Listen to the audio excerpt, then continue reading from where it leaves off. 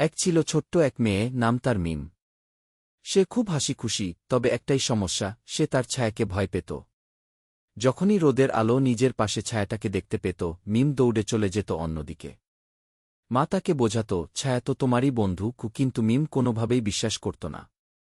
একদিন বিকেলে মিম বাগানে খেলছিল। হঠাৎ তার পেছন থেকে একটা নরম কণ্ঠ ভেসে এল, মিম, আমি তোমার ছায়া। আমি তোমাকে ভয় পাই না, তুমি কেন আমাকে ভয় পাও? মিম থমকে গেল। আশেপাশে কেউ নেই। সে নিচে তাকিয়ে দেখল ছায়াটা যেন একটু নড়ছে, হাত নেড়েছে। ছায়া বলল, আমি সবসময় তোমার সাথে থাকি। তুমি দৌড়াও, আমি দৌড়াই। তুমি নাচো, আমি নাচি। তুমি হাসো, আমিও হাসি।